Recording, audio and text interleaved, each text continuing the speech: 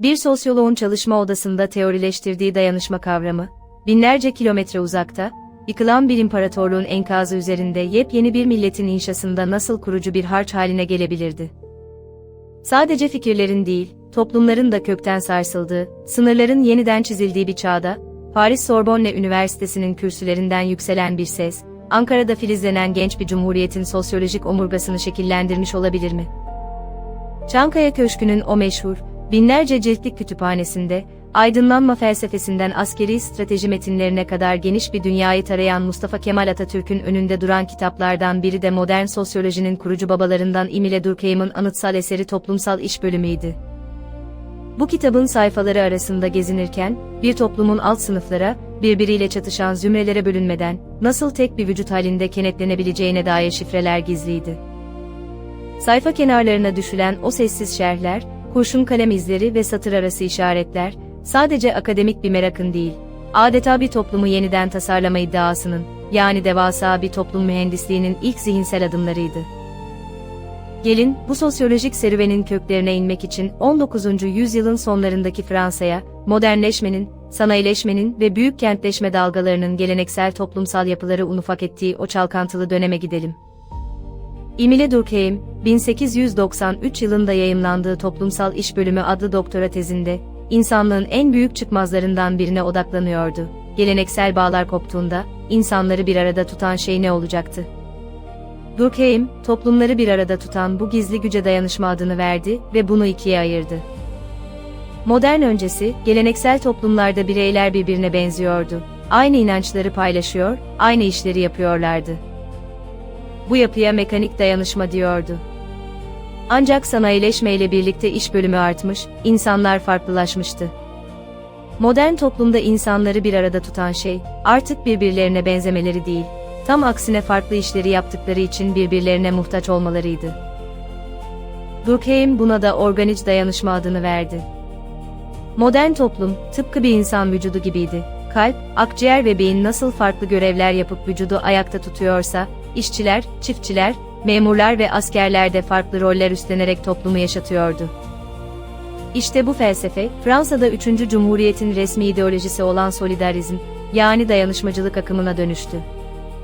Sınıf çatışmasını reddeden, toplumsal uyumu ve işbirliğini kutsayan bu akım, çok geçmeden çökmekte olan Osmanlı İmparatorluğu'nun son nesil aydınları için de mutlak bir kurtuluş reçetesi gibi algılanacaktı. Bu fikri köprünün Osmanlı topraklarındaki en büyük mimarı, şüphesiz Türk sosyolojisinin babası kabul edilen Ziya Gökalp idi. Gökalp, Durkheim'in sosyoloji kuramlarını adeta hatmetmiş, onun dayanışmacılık felsefesini Türk milliyetçiliğinin ideolojik temeli haline getirmişti.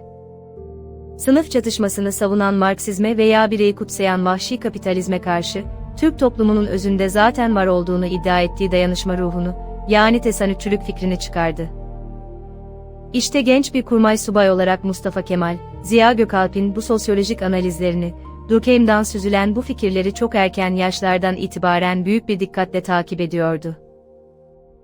Tarihsel belgeler, Cumhuriyet'in kurucu kadrosunun Durkheim sosyolojisiyle olan bu organik bağını net bir şekilde ortaya koymaktadır.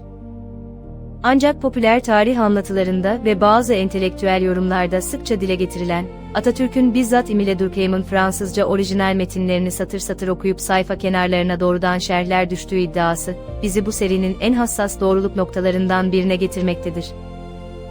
Bu noktada, izleyicimize karşı tamamen dürüst olmak ve akademik ihtiyatı elden bırakmamak adına mühim bir şerhi buraya eklemek zorundayız. Mustafa Kemal Atatürk'ün kütüphanesinde sosyoloji kitaplarının bulunduğu, Durkheim'in fikirlerine Ziya Gökalp ve dönemin diğer Fransızca kaynakları üzerinden son derece hakim olduğu dolaylı belgelerle ve kütüphane kayıtlarıyla sabittir. Ancak onun doğrudan Durkheim'in Toplumsal İş Bölümü kitabının asıl nüshası üzerine bizzat kendi eliyle kurşun kalemle spesifik kenar notları düştüğüne dair iddialar, birincil elden arşiv belgeleriyle tam anlamıyla mühürlenmemiştir. Daha çok dönemsel etkileşimleri ve zihinsel paralellikleri açıklamak için kullanılan güçlü birer tarihsel rivayet ve yorumsal köprü niteliğindedir. Bu temkinli çerçeveden bakıldığında bile, kurucu iradenin Durkheim'in teorik mirasını yeni devletin kuruluşunda nasıl devasa bir pratik gerçekliğe dönüştürdüğünü görmek asıl sarsıcı olan noktadır. İşte bizi bu sosyolojik dönüşümün kalbine, yani tarihin en güçlü anına götüren yer, yeni Cumhuriyet'in ilan ettiği halkçılık ilkesidir. Kemalizmin 6 okundan biri olan halkçılık, sıradan bir popülizm ya da halkı sevme retoriği değildi.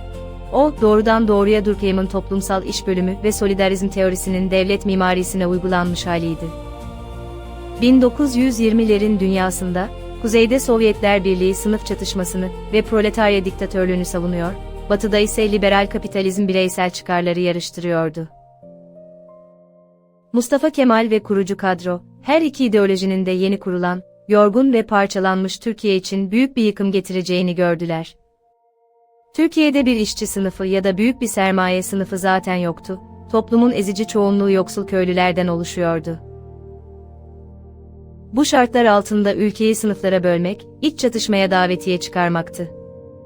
İşte bu yüzden, meclis kürsüsünden yapılan o tarihi konuşmalarda, Türkiye'de birbirine düşman sınıfların olmadığı, aksine birbirinin mesleğine muhtaç olan toplumsal zümrelerin bulunduğu ilan edildi.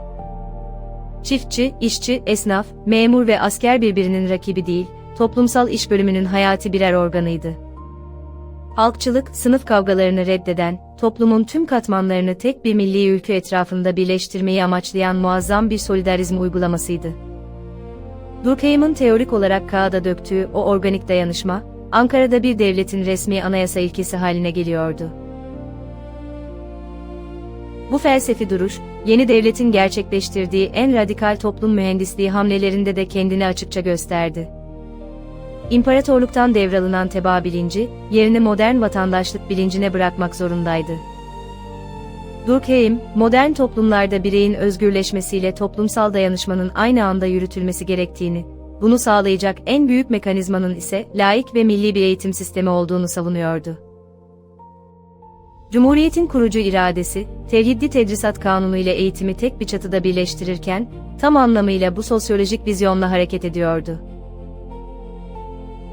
Okullar, artık sadece dini dogmaların öğretildiği yerler değil, modern vatandaşların yetiştirildiği, toplumsal bağların güçlendirildiği birer aydınlanma merkezi olacaktı. Açılan halk evleri, köy enstitülerine giden süreç ve köylere gönderilen idealist öğretmenler, toplumun farklı kesimleri arasındaki o uçurumu kapatmak, mekanik bağları çözülen bir halkı, modern ve organik bir ulus bilinciyle yeniden kenetlemek için kurgulanmış organize hamlelerdi. Kaynaklarda aktarıldığı üzere, o dönem yapılan her reform, toplumsal yapının anatomisini inceleyen, rasyonel ve bilimsel verilere dayanan birer sosyolojik cerrahi müdahale niteliğindeydi. Durkheim'in toplumsal iş bölümü teorisinin bir diğer yansıması da Cumhuriyet'in ekonomi ve hukuk politikalarında kendini gösterdi. Sınıf ayrımını reddeden bu solidaristik devlet yapısı, işçi ve işveren ilişkilerini bir çatışma alanı olarak değil, bir hak ve ödev dengesi olarak kurguladı. Fabrikalarda üretimi artıran işçiyle sermayeyi koyan devlet ya da girişimci, aynı milli hedefe hizmet eden ortaklar olarak görüldü. Hukuk sisteminde yapılan büyük devrimler, medeni kanunun kabulü, toplumsal ilişkileri dini cemaatlerin tekelinden çıkarıp modern, rasyonel ve herkes için eşit olan bir vatandaşlık bağına bağladı.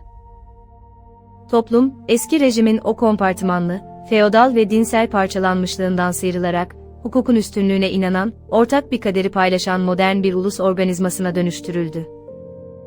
Bir kitap sayfasının kenarındaki felsefi tartışmalardan süzüldüğü rivayet edilen o dayanışma ruhu, fabrikalardan okullara, mahkeme salonlarından meclis kürsülerine kadar yeni devletin her bir hücresine büyük bir titizlikle işlenmişti. Bugün geriye dönüp baktığımızda, Émile Durkheim'in Paris'te sanayileşmenin sancılarını inceleyerek geliştirdiği o teorik sosyoloji mirasının, Anadolu'nun ortasında küllerinden doğan bir ulus devletin inşasında nasıl hayati bir kılavuz olduğunu çok daha net görebiliyoruz. Mustafa Kemal Atatürk ve dönemin kurucu aydınları, Batı'nın bu derin sosyolojik birikimini körü körüne bir taklit nesnesi olarak almamışlar, Ziya Gökalp'in süzgecinden geçirerek, bu toprakların yoksulluğuna, tarihsel gerçeklerine ve toplumsal ihtiyaçlarına göre özgün bir aydınlanma ve halkçılık modeline dönüştürmüşlerdir. Toplumsal iş bölümünün o yapıcı, birleştirici gücü, Cumhuriyetimizin harcını oluşturan en büyük zihinsel sütunlardan biridir. Bizler bugün bu ülkede, her türlü etnik, dinsel veya sınıfsal ayrışma tehdidine rağmen hala tek bir millet olarak bir arada barış içinde yaşayabiliyorsak, bunu o kurucu iradenin devletin temeline kazıdığı sarsılmaz dayanışma felsefesine borçluyuz. Peki sizce modern dünyanın getirdiği aşırı bireyselleşme, dijitalleşme ve derin ekonomik farklılıklar karşısında, Durkheim'in bahsettiği o organik dayanışma ruhunu bugün toplumumuzda ne kadar koruyabiliyoruz? Bir milleti oluşturan fertlerin birbirine olan muhtaçlığı ve sarsılmaz bağı, günümüzün küresel krizlerini aşmada hala en büyük güvencemiz olabilir mi? Düşüncelerinizi, analizlerinizi ve bu konudaki yorumlarınızı aşağıda bizimle paylaşmayı, videomuzu beğenerek kanalımıza abone olmayı unutmayın. Birinci sayfa kenarındaki notlar serimizin bu sosyolojik, felsefi ve derinlikli bölümünün sonuna geldik. Serimizin bir sonraki bölümünde, yine bu büyüleyici kütüphanenin rafları arasında çok hayati ve iktisadi bir iz süreceğiz. Bu kez iktisat tarihinin anıtsal ve kurucu metni olan Adam Smith'in Ulusların Zenginliği eserine, yeni kurulan Cumhuriyet'in ekonomi, karma model ve devletçilik politikaları şekillenirken, Ankara'dan nasıl bakıldığına, o devasa iktisadi sayfaların kenarına hangi kritik şerhlerin ve düşüncelerin düştüğüne odaklanacağız. Bir sonraki bölümde, tarihin az bilinen o iktisadi, felsefi ve siyasi satır aralarında yeniden buluşmak üzere, merakla kalın, hoşça kalın.